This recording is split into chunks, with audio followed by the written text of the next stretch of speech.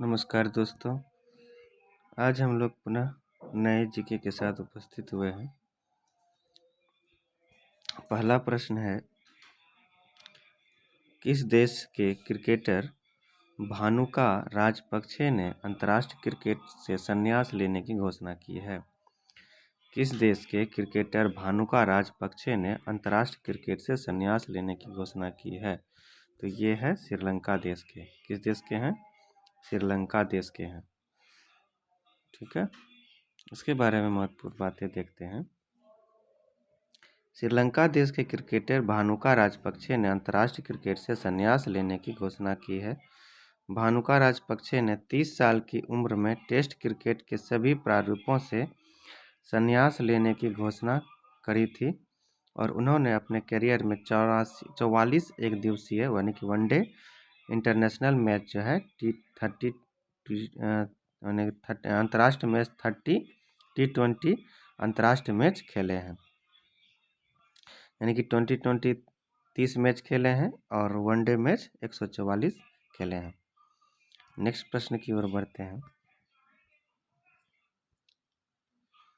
किस general insurance company ने बहाने छोड़ो टैक्स बचाओ अभियान शुरू किया है? तो ये SBI जनरल इंश्योरेंस ने बहाने छोड़ो टैक्स बचाओ अभियान शुरू किया है। SBI general insurance company limited ने टैक्स बचाने के लिए स्वास्थ्य बीमा खरीदने की आवश्यकता के बारे में जागरूकता बढ़ाने के लिए बहाने छोड़ो टैक्स बचाओ नामक अभियान शुरू किया है। इस अभियान का मुख्य उद्देश्य स्वास्थ्य बीमा खरीदने और उन्हें टैक्स बचाने में मदद हेतु इस अभियान को शुरू किया है। SBI जनरल इंश्योरेंस की स्थापना कब हुई थी? 2009 में। कब हुई थी? 2009 में SBI की स्थापना। SBI का मुख्यालय कहाँ है? तो मुंबई। SBI का मुख्यालय कहाँ है? मुंबई। SBI इंश्योरेंस के MD CEO कौन है? प्रकाश चंद्र कांडपाल। नेक्स्ट प्रश्न की ओर बढ़ते हैं। राष्ट्र जल पुरस्कार 2020 में सर्वश्रेष्ठ राज्य कौन सा रहा?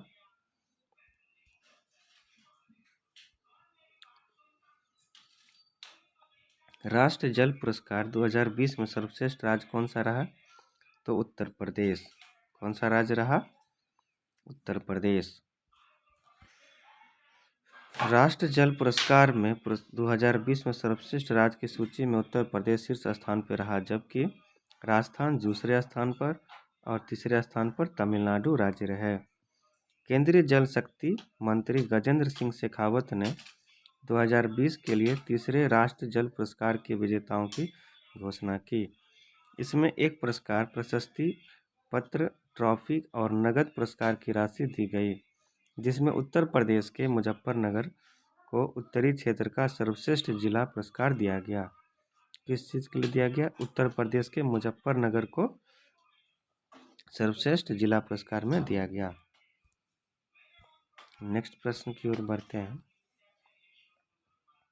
चुनाव आयोग ने बड़े राज्यों में चुनाव खर्च की सीमा को बढ़ाकर कितना लाख कर दिया गया है? 70 लाख से। तो ये हो गया 95 लाख। कितना लाख किया गया है? 95 लाख। अब राज्यों में चुनाव खर्च जितने भी होंगे उसमें से 95 लाख खर्च किया जा सकता है। चुनाव आयोग ने बड़े राज्य जैसे महाराष्ट्र, मध्य प्रदेश, पश्चिम बंगाल और कर्नाटक में चुनाव खर्च की सीमा को 70 लाख से बढ़ाकर 95 लाख करने की घोषणा की है, जबकि छोटे राज्य गोवा, सिक्किम, अरुणाचल प्रदेश चुनाव आयोग ने चुनाव खर्च करने की सीमा कितनी रखी है? 55 लाख से बढ़ाकर के 75 लाख। छोटे राज्यों के लिए यह है 75 लाख और बड़े राज्यों में 95 लाख किया गया है। तो बड़े राज्य में कौन कौन से हैं? मध्य प्रदेश, महाराष्ट्र, पश्चिम बंगाल और कर्नाटक, ये 4 राज्य में। केंद्र शासित प्रदेश जम्मू कश्मीर में चुनाव आयोग ने चुनाव खर्च की सीमा को बढ़ाकर 95 लाख कर दिया। नेक्स्ट प्रश्न की ओर बढ़ते हैं। लॉन्च पुस्तक गांधी के हत्यारे the making of Nathuram Godse and his ideas of India के लेखक कौन है? तो ये हैं धीरेन्द्र झा। कौन है? धीरेन्द्र झा। बहुत इंपॉर्टेंट पुस्तक का नाम है। इसके बारे में महत्वपूर्ण बातें देखते हैं। प्रसिद्ध लेखक धीरेन्द्र झा ने गांधी के हत्यारे the making of Nathuram Godse and his ideas of India नामक पुस्तक लॉन्च की है। गांधी के हत्यारे the making of Nathuram Godse and his ideas of India's पुस्तक उम्र संगठन के साथ गोडसे के संबंधों की पड़ताल करती है, जिसके विचार से प्रभावित होकर उन्होंने महात्मा गांधी की हत्या की थी। इस संगठन में जो है नाथूराम गोडसे के साथ संबंधों की पड़ताल करती है और उसके विचार से प्रभावित होकर उन्होंने महात्मा गांधी की हत्या की थी। नेक्स्ट प्रश्न की ओर बढ़ते हैं।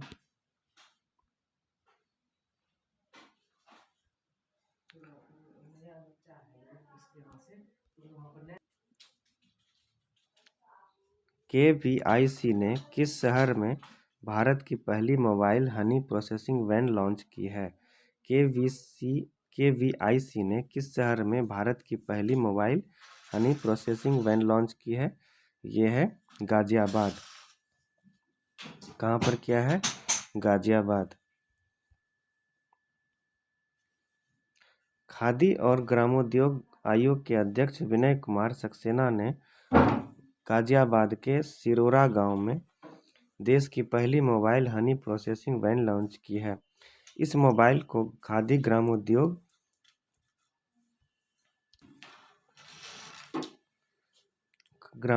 आयोग के द्वारा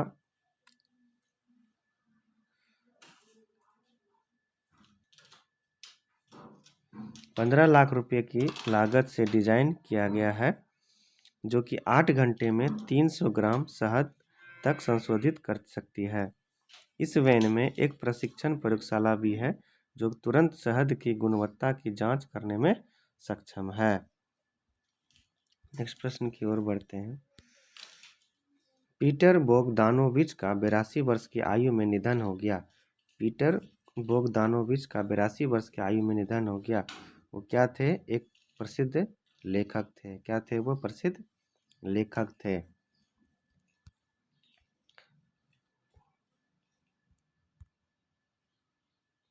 हॉलीवुड के जाने माने लेखक निर्देशक पीटर बोगदानोविच का 82 वर्ष की आयु में निधन हो गया। पीटर बोगदानोविच 70 के दशक के सबसे चर्चित फिल्म मेकर्स में से एक है। पीटर ने खुद की फिल्म का निर्देशन भी किया है, जो कि 1968 में टारगेट के नाम से लॉन्च हुई।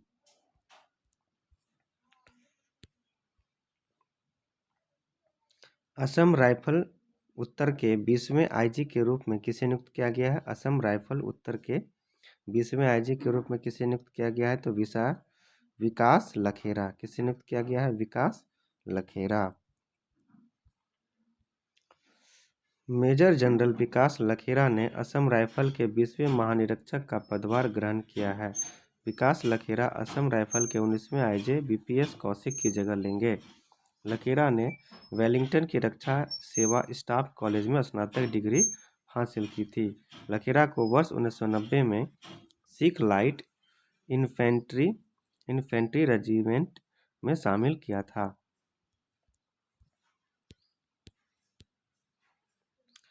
भारत का मानक ब्यूरो का 75वां स्थापना दिवस कब मनाया गया? भारत मानक ब्यूरो का 75वां स्थापना दिवस कब मनाया गया? तो ये है 6 जनवरी। कब है? ये 6 जनवरी। 6 जनवरी 2022 को भारत मानक ब्यूरो का स्थापना दिवस मनाया गया। भारत मानक संस्थान की स्थापना 6 जनवरी 1947 को की गई थी, यानी कि आज़ादी के मंथ के 4 महीने पहले 5 मंथ में किया गया था। 6 जनवरी 1947 को आज़ाद हुआ था। 1947 को 15 अगस्त, तो ये 6 जनवरी को स्थापना किया गया था। भारत मानक ब्यूरो के निर्देशक के रूप में डॉक्टर लाल सी बर्मन को नियुक्त किया था। BIS ने एक राष्ट्र मानक योजना भी लॉन्च की थी। BIS ने RDSO को 3 साल की अवधि के लिए मानक विकासशील संगठन के रूप में मान्यता दी।